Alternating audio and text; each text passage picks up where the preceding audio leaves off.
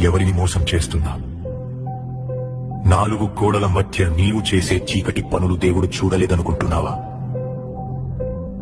బయటకి భక్తుడిలా నటిస్తూ లోపల కుళ్ళిపోయిన శవంలా మారుతున్నావు.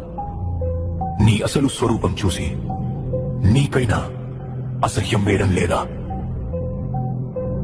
విను, లేఖనం ఏం చెబుతుందో విను.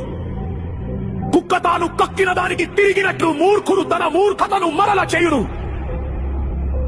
మళ్ళీ అదే పాపం, మళ్ళీ అదే అబద్ధం, మళ్ళీ అదే వ్యభిచారం. కక్కిన వాంతిని తినే కుక్కకి పదే పదే పాపం చేసే నీకు తేడా ఏముంది? నువ్వు మనిషివా లేక ఆత్మ చచ్చిపోయిన మృగానివా? నువ్వు చచ్చిపోతున్నావు. నీ ఆత్మీయ జీవితం శవంలా మారి కుళ్ళిపోతుంది. దేవుని కృపను నీవు అలుసుగా తీసుకుంటున్నావు. ఆయన ప్రేమిస్తాడు నిజమే, కానీ నీ పాపాన్ని ఆయన సహించడు. నీవు లేచి మొదటి జామున మొర్రపెట్టిన నీ హృదయమును నీళ్లు కుమ్మరించున్నట్లు ప్రభువు సన్నిధిని కుమ్మరించుము. మోకరిల్లు, నీ కపట భక్తి చాలు. నీ పాపం వల్ల నీ ఆత్మీయ బిడ్డలు మూర్ఛిల్లుతున్నారు. నీ చేతులను ఆకాశం వైపు ఎత్తి క్షమాపణ అడుగు. ఇది నీ ఆత్మను బ్రతికించుకోవడానికి